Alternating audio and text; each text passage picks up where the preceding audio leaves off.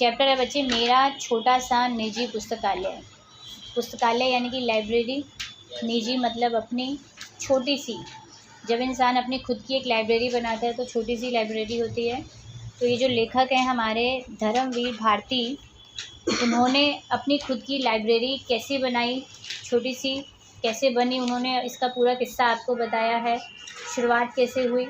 ठीक है, तो स्टार्टअप जब हम कर रहे हैं ये एक तरह से उनका एंड टाइम है, बाद में वो अपने पुरानी बातों में जाएंगे।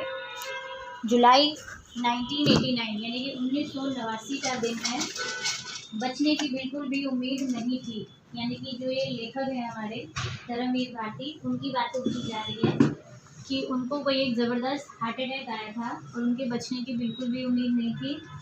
और तीन उनको अटैक आए थे एक के बाद एक। ठीक है, और जब कहते हैं कि पहला अटैक होता है तो थोड़े चांसेस होते हैं, लेकिन जब 3 अटैक आ जाए तो चांसेस बहुत कम रह जाते हैं इंसान के बचने के। तो एक तो ऐसा था कि नब्ज़ ही उनकी बंद हो गई थी। नब्ज़ यानी कि ये जो उनकी नस वेंस होती है, सांसें बंद हो गई थी, धड़कन तक भी बंद हो चुकी थी। डॉक्टरों ने मतलब क्लियर कर दिया था, घोषित कर दिया था कि उनके प्राण नहीं रहे हैं। पर फिर भी एक डॉक्टर थे बॉजेस, उन्होंने हिम्मत नहीं हारी थी। उन्होंने 900 वोल्ट्स का एक झटका उनको देना चाहा, और जो कि एक बहुत भयानक प्रयोग था। मतलब कि 900 वोल्ट बहुत ज़्यादा बड़ा धक्का होता है। लेकिन वो बोले कि अगर ये मरे हुए हैं, मृत शरीर है, तो इस पर वैसे भी कोई असर नहीं होने वाला। और अगर कहीं पर थोड़ा सा भी मतलब एक कण भी अगर उनके अंदर प्राण कहीं बचे हुए हैं तो इस झटके से इनकी ज़िंदगी बच सकती है। तो उन्होंने मतलब कि हार्ट रिवाइव करना शुरू कर देगा एक। ठीक है, तो उनको ये प्रयोग करना सही लगा। और लेकिन उनके प्राण तो रिटर्न आ गए इस झटके के बाद, लेकिन इस प्रयोग में वो कह रहे हैं कि 60% हार्ट, उनका जो 60% हार्ट था वो एकदम ख़त्म हो गया था, क्योंकि झटका बहुत भयानक था। क्लियर। अब उनके पास केवल 40% 40% ही हिस्सा ऐसा बचा हुआ था उनका हार्ट का जो वर्क कर रहा था। और उसमें से भी वो कह रहे हैं कि उसके अंदर 3 अवरोध थे, ब्लॉकेज थी। ठीक है, ब्लॉकेज यानी कि वहाँ पर ब्लड का सर्कुलेशन बंद हो जाता है। 3 में तो ब्लॉकेज हो गई 40 में से। अब वो कह रहे हैं कि ओपन हार्ट सर्जरी करनी थी, ऑपरेशन करना था उनका, क्योंकि जब तक वो मतलब जो ब्लॉकेज को अगर वो खोलेंगे नहीं तो भी वो मतलब कि वर्क मतलब हार्ट कोई काम का ही नहीं रहेगा। ठीक है ना, तो इसीलिए उनका ये करना ज़रूरी था। लेकिन जितने भी सर्जन थे वो सब हिचक रहे थे, डर रहे थे कि कैसे करेंगे, उनके लिए बहुत टफ़ था ये भी। 40% तो वैसे ही काम कर रहा है हार्ट, और अगर ऑपरेशन के बाद रिवाइव नहीं हुआ तो उनको एक मन में भय था। लेकिन फिर भी उन्होंने सबने तय कर लिया, और दूसरे अन्य जितने भी बड़े बड़े डॉक्टर्स थे, विशेषज्ञ थे, इस चीज़ के एक्सपर्ट्स थे, उन सब की राय ली। तो उन्होंने सोचा कि हम कुछ दिन के बाद इस ऑपरेशन को करेंगे। उस समय इन्होंने करना ज़रूरी नहीं समझा, और तब तक घर जाकर बिना हिले डुले धर्मवीर भारती जी को रेस्ट करने की सलाह दी गई। क्लियर। वो कह रहे हैं कि जब उनको घर लेकर आया जाता है, अब वो कह रहे हैं कि ऐसी अर्ध मृत्यु यानी कि वो आधे अध मरे थे। ठीक है ना, प्रॉपर, क्योंकि हिलना डुलना मना था, क्योंकि पढ़ना मना था, चलना बोलना हर चीज़ के लिए उनको मना किया गया था।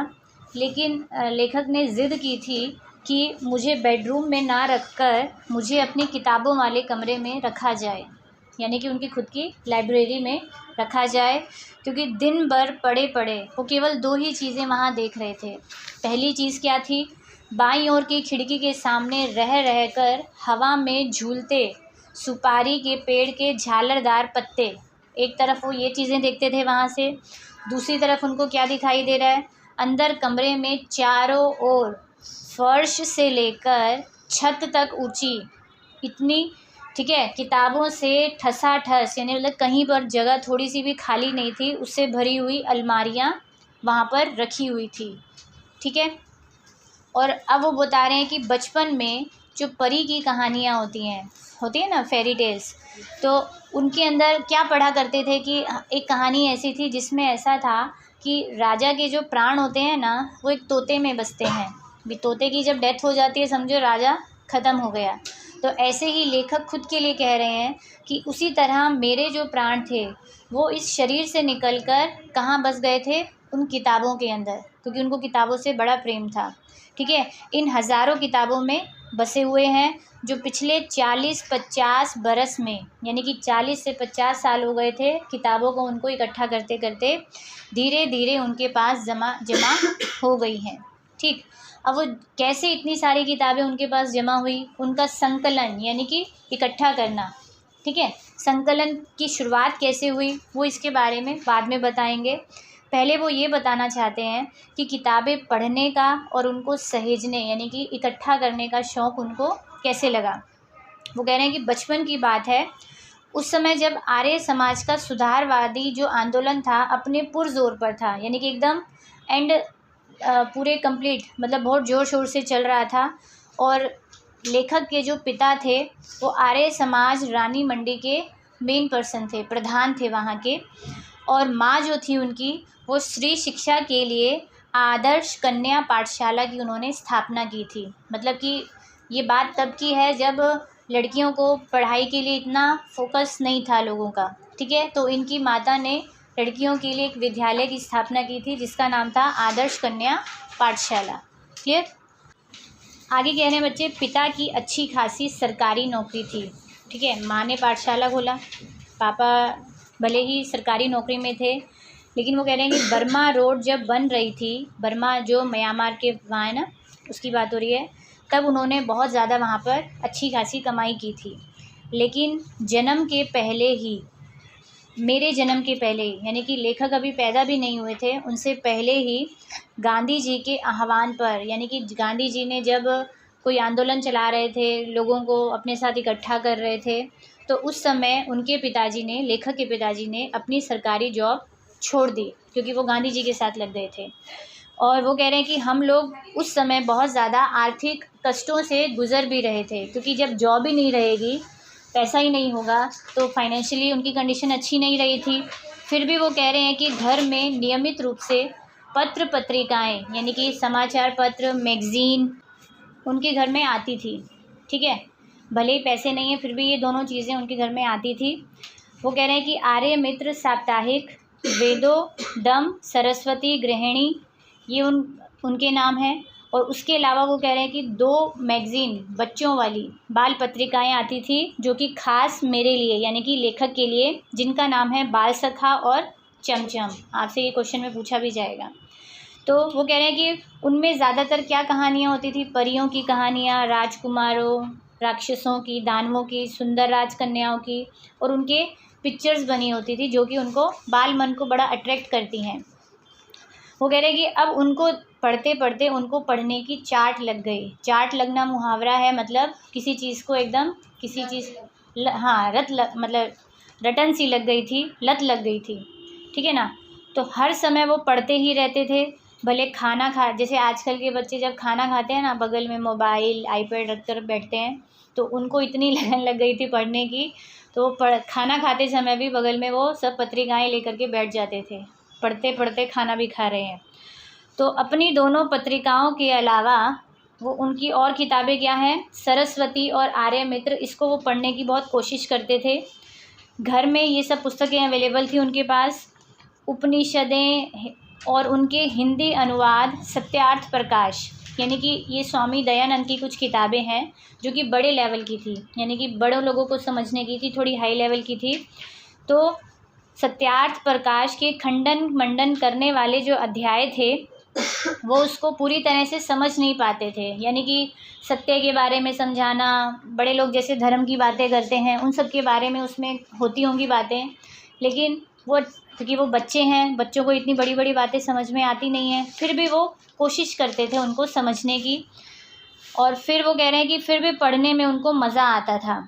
और उनकी खुद की जो प्रिय पुस्तक थी, जो कि स्वामी दयानंद की एक जीवनी है, जो कि रोचक शैली यानी कि मनोरंजन शैली में लिखी हुई है, मतलब पढ़ते पढ़ते आप बोरिंग नहीं होंगे, जैसे बच्चों को अच्छी लगती हैं उस तरह की किताबें। और उसके अंदर बड़े सारे पिक्चर्स भी थे, उनसे सजी हुई थी वो किताब। वे तात्कालीन पाखंडों के विरुद्ध अदम्य साहस दिखाने वाले अद्भुत व्यक्ति थे। कौन? स्वामी दयानंद। कैसे थे वो? उस समय तत्कालीन यानी कि जिस समय की ये बात चल रही है, जब ये किताब लिखी गई होगी, तो उस समय जो भी पाखंड था, दिखावा था, ठीक है, उसके विरोधी थे वो, और उनके अंदर अदम्य साहस था, यानी कि वो किसी से डरते घबराते नहीं थे। तो वो एकदम अद्भुत मतलब कि कैरेक्टर वाले व्यक्ति थे, और उनकी कितनी ही रोमांचक घटनाएं थी जो कि उनके जीवन को प्रभावित करती हैं लेखक को। वो जब उन्होंने उनकी जीवनी को पढ़ा, काफ़ी सारी उनको बातें उनकी अच्छी लगी। अब वो कह रहे हैं कि जैसे कि चूहे को भगवान का भोग खाते देखकर मान लेना कि प्रतिमाएं भगवान नहीं होती। आज अक्सर जैसे कि हम कहते हैं कि प्रतिमा यानी कि कोई भी मूर्ति है, हम उसको भगवान मानते हैं ना, उसकी पूजा करते हैं।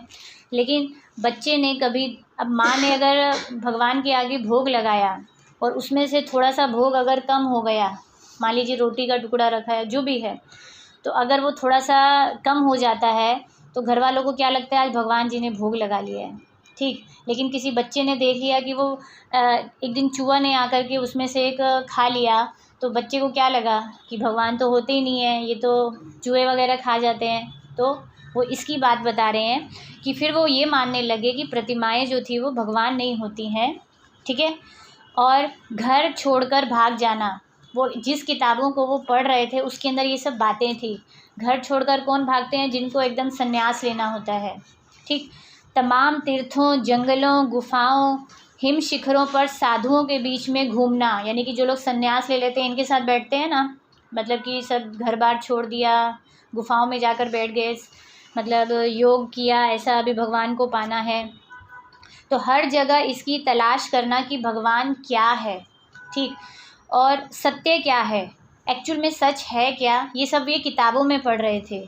जो भी समाज विरोधी, मनुष्य विरोधी मूल्य हैं, समाज का जो विरोध करते हैं या फिर जो मनुष्य से विरोधी जितने भी मूल हैं, रूढ़ियाँ हैं, रूढ़ियाँ मतलब हमने लास्ट ही पढ़ा था ना, जो पुराने रीति रिवाज हैं, ठीक, ततारा मामीरों में रूढ़िया वाला आया था हमारा आंसर, कि उन सब का खंडन करना, यानी कि उन सब को तोड़ने की कोशिश करना, जो चीज़ें गलत हैं उनको तोड़ दो, ऐसा वो कह रहे हैं। अंत में अपने से हारे को क्षमा कर उसे सहारा देना, या अंत में वो कह रहे हैं कि किताबों में ऐसा भी था कि अपने से अगर कोई हार जाता है तो उसको क्षमा कर दिया जाए, बल्कि उसका सहारा बनो, उसकी हेल्प करो, ठीक है। तो यह सब मेरे बाल मन को बड़ा रोमांचित करता है, यानी कि ये सब वो किताबों में जब पढ़ते थे ना कि कहाँ से क्या हो रहा है, आज आप भी हैं इस तरह की किताबें पढ़ना पसंद नहीं करेंगे। वो तो बच्चा था, बच्चा होकर के ऐसी किताबें घर में पढ़ रहे थे, तो उनको ये सब चीज़ें बड़ी ही एक्साइटेड लगती थी। फिर वो कह रहे हैं कि जब इस सब से थक जाते, क्योंकि हैं तो बच्चे, ये पढ़ते पढ़ते जब वो थक जाते थे, फिर वो वापस से अपनी वही 2 पत्रिकाएं, बाल सखा और चमचम, उसकी जो पहले से ऑलरेडी कहानियाँ पढ़ी हुई थी, जो कि परियों की कहानियाँ थी, राजकुमारों की, उनको वापस पढ़ना स्टार्ट कर देते जब इनसे वो बोर हो जाते थे। क्लियर।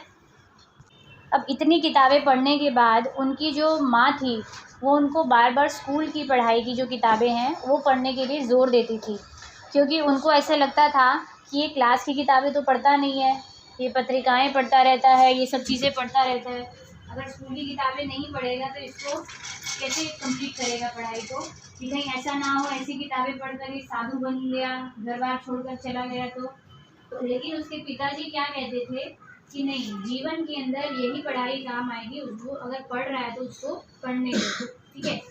फिर उसको स्कूल शुरू से भेजा नहीं गया था, क्योंकि उनके पिता का क्या मानना था कि जब बच्चे की मतलब ना समझ उम्र के होते हैं, छोटी उम्र के, कच्ची उम्र के होते हैं, तो संगति जैसे मिलती है वैसे बन जाते हैं, तो गाली गलौज भी सीख जाते हैं। तो इसीलिए उन्होंने घर में ही मास्टर्स को बुलाया, उनकी 2nd स्टैंडर्ड की जो पढ़ाई थी उनको घर में ही कराई गई, ठीक। अब जब वो तीसरे दर्जे में जाते हैं तो उनको स्कूल में एडमिशन कराया जाता है, उन्हें भर्ती कराया जाता है, और जिस दिन उनको भर्ती कराया जाता है तो उसी दिन उनके पिताजी उनको एक बार उंगली पकड़कर उनको बाहर टहलने के लिए ले जाते हैं। कहाँ पर, कि लोकनाथ की एक दुकान पर ले जाते हैं, जहाँ पर उनको ताज़ा अनार का एक शरबत, ठीक है ना, एक तरह से जूस पिलाया जाता है, जो कि मिट्टी के कुल्हड़ में पिलाया जाता है, मिट्टी का आता है ना कप, आजकल भी मिलता है। तो उसके अंदर पिलाते हैं और उनके सिर पर हाथ रखकर बोलते हैं कि वायदा करो, मतलब प्रॉमिस करिए, वादा होता है, वायदा भी बोलते हैं। फिर प्रॉमिस करो कि तुम जितनी लगन से दूसरी किताबें ये बड़ी इंटरेस्ट के साथ पढ़ते हो और तुम उस तरह से पाठ्यक्रम यानी कि अपने सिलेबस की किताबें भी उतने ही मन से पढ़ोगे और माँ की चिंता को मिटा दोगे।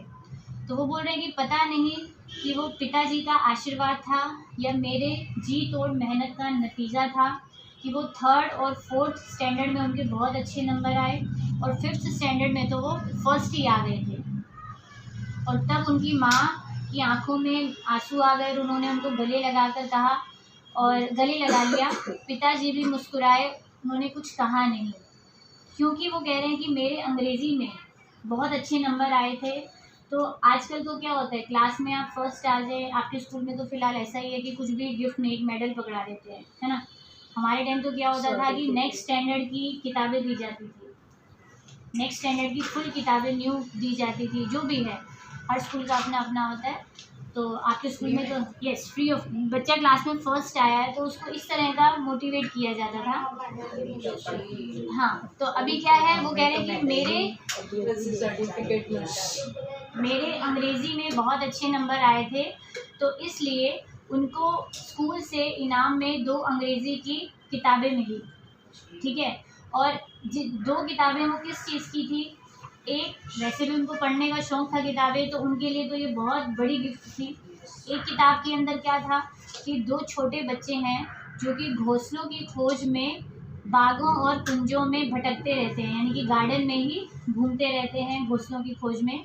और वो पूरी किताब जो थी वो पक्षियों से रिलेटेड थी। इसी बहाने वो कह रहे हैं कि उन्हें पक्षियों की जितनी भी जातियां हैं, यस, उनकी बोलियों के बारे में, उनकी आदतों के बारे में उनको जानकारी मिली उस किताब से। और दूसरी उनके पास जो किताब थी जिसका नाम था ट्रस्टी द रग, जिसके अंदर पानी के जहाज़ों की कथाएं थी, यानी कि शिप्स के बारे में था कि वे वो कितने प्रकार के होते हैं। आज वो 5th स्टैंडर्ड में है तो इसकी वो नॉलेज ले रहे हैं, उनको अच्छा लग रहा है, कितने प्रकार के होते हैं, उनमें कौन कौन सा माल लादा जाता है, ठीक है, जैसे एक्सपोर्ट इंपोर्ट होता है, जो भी कहाँ से लाए जाते हैं वो और कहाँ पर उनको ले जाया जाता है।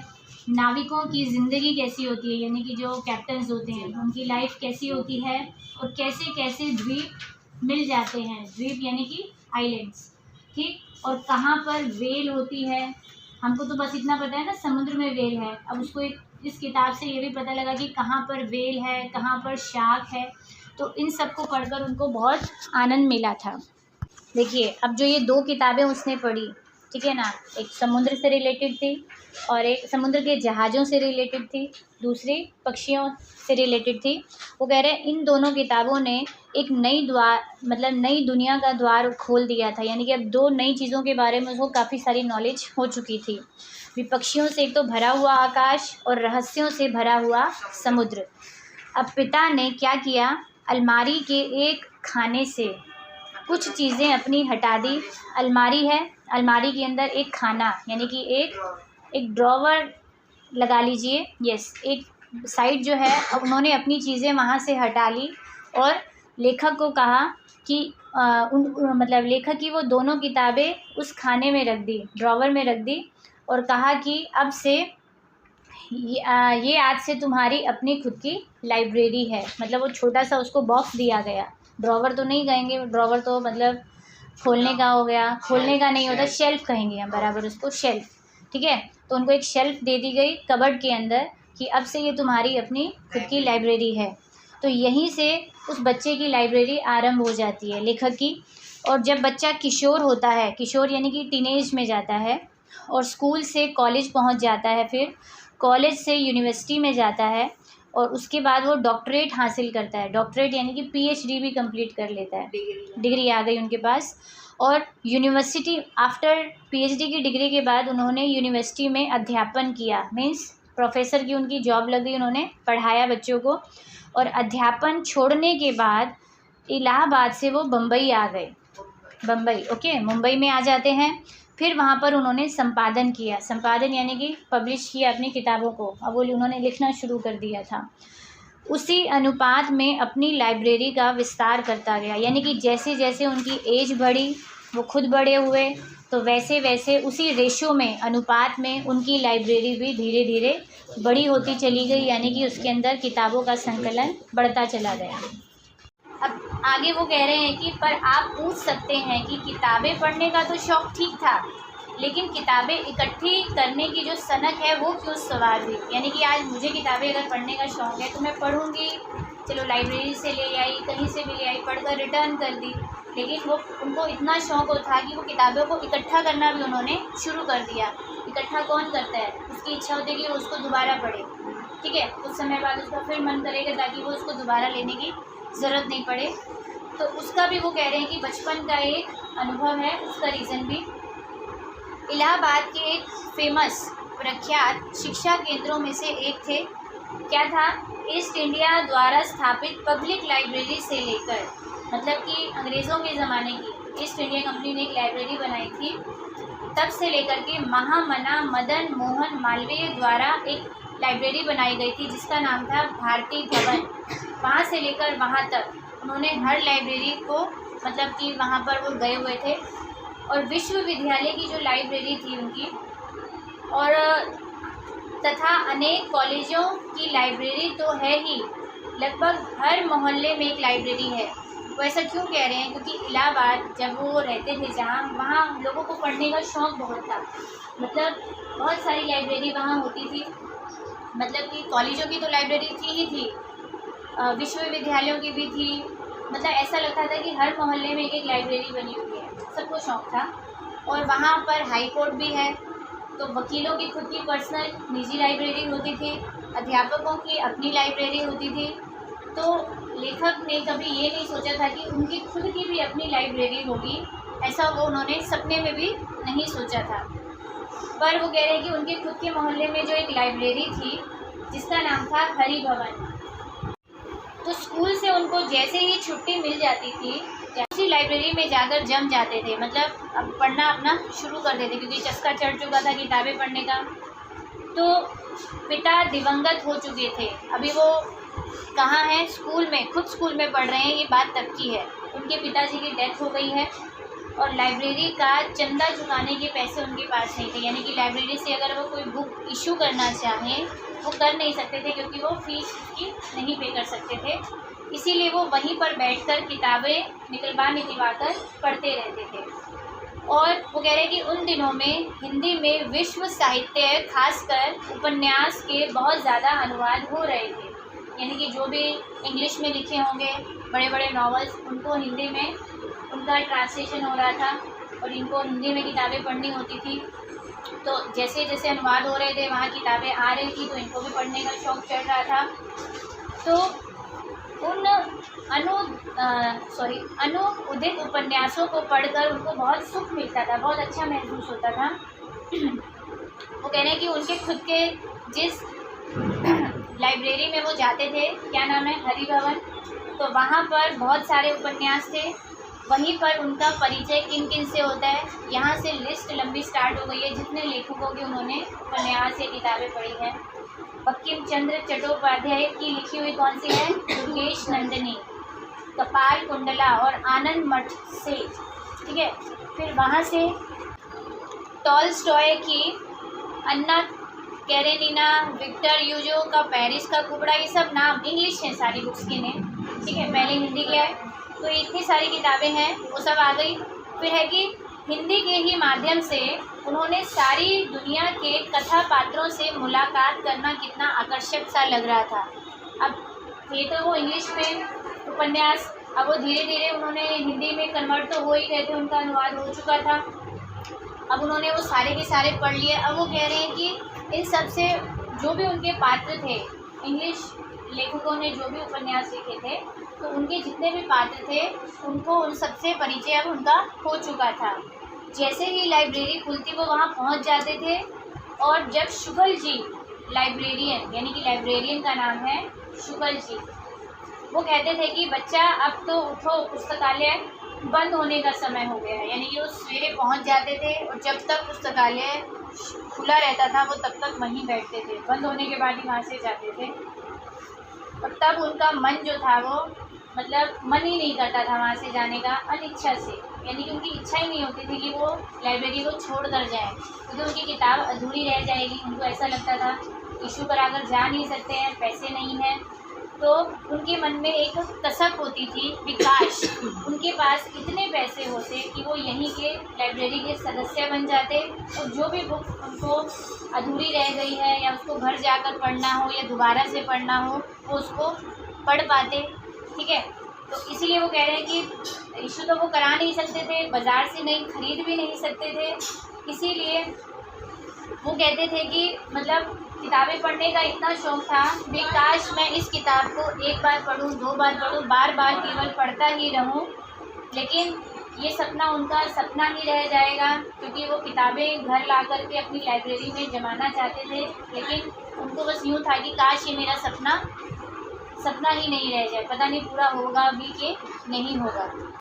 अब बच्चे वो कह रहे हैं कि पिता के मरने के बाद, देहवासन के बाद आर्थिक संकट यानी कि पैसे की किल्लत तो इतनी ज़्यादा बढ़ गई थी कि वो कह रहे हैं कि पूछो ही मत, बहुत ज़्यादा पैसे की उनको दिक्कत महसूस होने लगी कि फ़ीस तक वो अपने स्कूल तक की फ़ीस जुटा नहीं पा रहे थे। किताबें पढ़ना तो बहुत दूर की बात हो गई, तो अपने शौक़ से किताबें तो वो कहाँ से खरीद सकते थे। तो इसीलिए एक ट्रस्ट से योग्य पर असहाय बच्चों छात्रों को पाठ्य पुस्तक खरीदने के लिए कुछ रुपए सत्र के स्टार्टिंग में ही मिलते थे, यानी कि जो बच्चे पढ़ना चाहते हैं एक ट्रस्ट था जो कि उन बच्चों को किताबों के लिए पैसे देता था।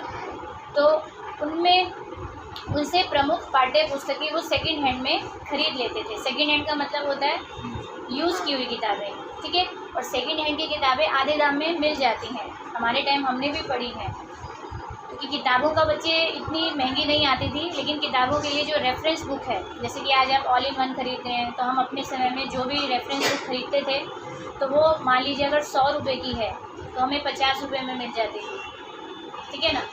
तो वो कह रहे हैं कि बाकी अपने सहपाठियों से लेकर पढ़ता था, यानी कि जो भी क्लासमेट्स होते थे, कुछ सेकेंड हैंड खरीद ली, कुछ उनसे कुछ दिन के लिए मांग ली, उसी में से ही अरेंज कर ली उन्होंने, और फिर उसी में से नोट्स बना लेना, क्योंकि कुछ समय के लिए मिली है।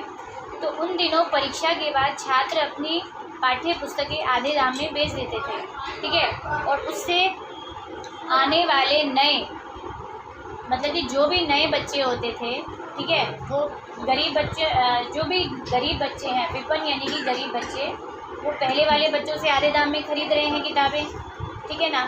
और मैं आपको थोड़ी सी नॉलेज के लिए बताना चाहूँगी, पहले के टाइम में ऐसा होता था कि बच्चे ही आपस में नेक्स्ट स्टैंडर्ड में जो भी बच्चा होगा बातचीत कर लेते थे, तो उसी से ही किताबों का लेन देन कर लेते थे। कोई पेरेंट्स को पता भी नहीं लगता था, हाँ जी बस किताबें ले आए हैं। और जो बुक सेलर हैं उनका भी ये काम होता था, मान लीजिए मेरे पास किताबें रखी है, मेरे से किसी बच्चे ने नहीं खरीदी, तो हम क्या करते थे, एक बुक शॉप थी जो पुरानी किताबें भी खरीदते थे। मैं उसको अगर कोई चीज़ देकर आ रही हूँ तो वो 40% में लेता था, और मैं अगर उससे ख़रीदने जाऊँगी सेकेंड हैंड किताबें तो वो 60% में बेचता था, यानी कि वो क्या कमाता था, 20%। ऐसा वहाँ उस समय चलता था। आज के टाइम में तो ऐसा नहीं है, क्योंकि हर कोई अच्छे स्कूलों में पढ़ता है। अगर हम पुरानी किताबें यूज़ करते भी हैं तो कोई किसी से पैसे नहीं लेता है, ठीक है, इट्स ओके, हम ऐसे ही दे देते हैं, यस।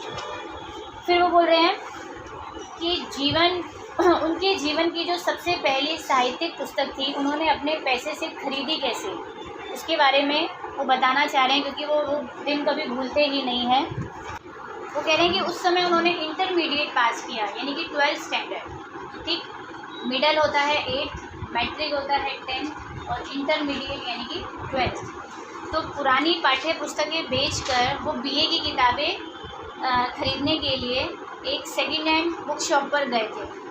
बुक शॉप पर गए हैं पुरानी किताबें खरीदने, तो जब उन्होंने बीए की किताबें खरीद ली तो उनके पास 2 रुपये बच गए थे, मतलब कि पुरानी बेच दी, नए स्टैंडर्ड की खरीद भी ली, तो भी उनके पास 2 रुपये बच गए थे।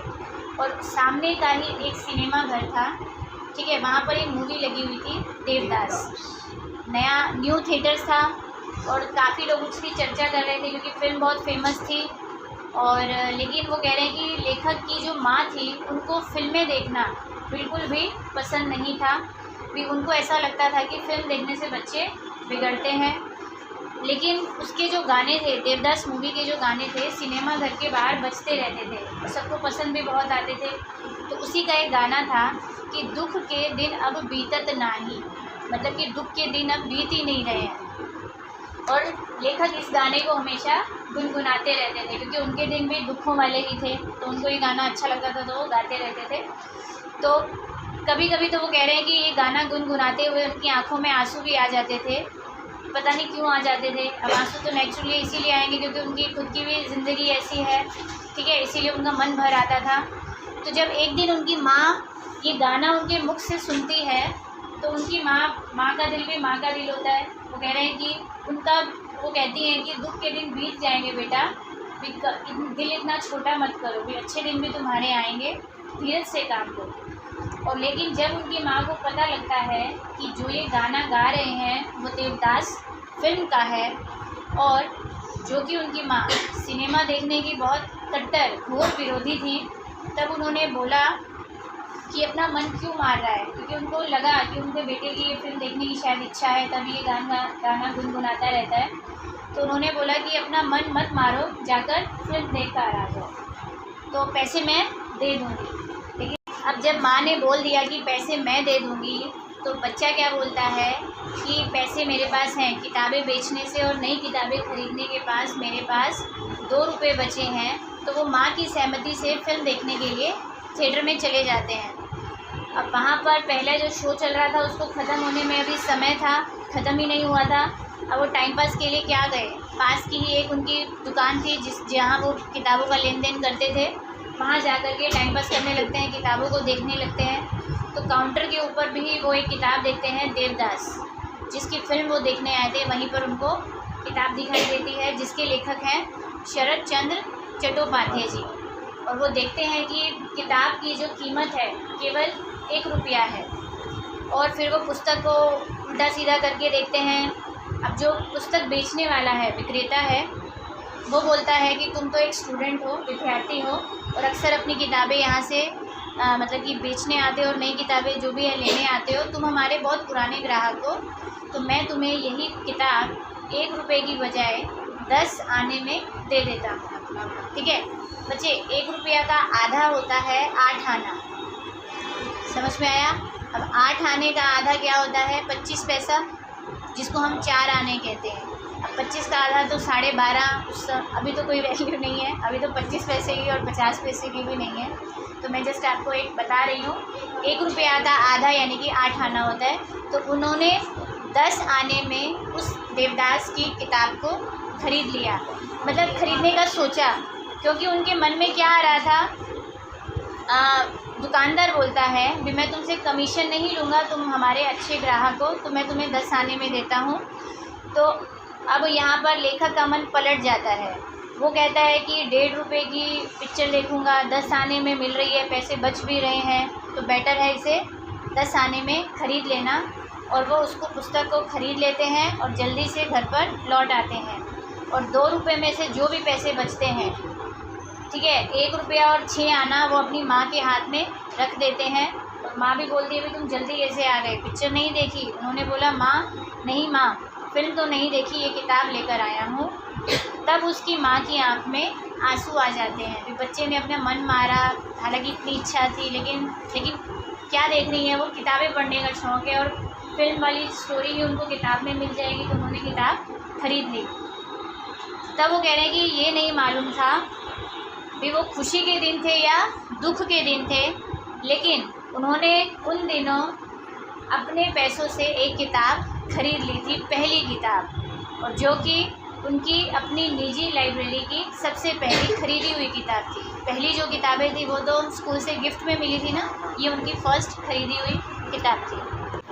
अब वो कह रहे हैं कि आज जब वो अपनी इस लाइब्रेरी को देखते हैं, अपनी पुस्तकों का संकलन यानी कि जो उन्होंने इतनी इकट्ठी की हुई किताबें हैं उन पर जब वो नज़र डालते हैं, जिसके अंदर हिंदी अंग्रेज़ी के बहुत सारे उपन्यास हैं, नाटक, कथाओं मतलब कहानियों का, जीवनियाँ, कई राइटर्स की जीवनियाँ हैं, मतलब इतिहास, हिस्ट्री की बातें हैं, कला से पुरातत्व का मतलब है बच्चे पुरानी बातें और इतिहास का अध्ययन, यानी कि सब हिस्ट्री से रिलेटेड बातें हो गई, मतलब राजनीति, पॉलिटिक्स की 1000 रहा, यानी कि हज़ारों से भी ज़्यादा वहाँ पर किताबें हैं उनकी उस लाइब्रेरी के अंदर, जो उनको मतलब शिद्दत से, मतलब दिल से वो उनको याद करते हैं कि कैसे उन्होंने ख़रीदी है और कैसे उन्होंने पढ़ा है दिल से। अब वो कह रहे हैं कि जब उनकी अपनी पहली पुस्तक की जो ख़रीदारी है उससे तो वो कभी भूल ही नहीं सकते हैं।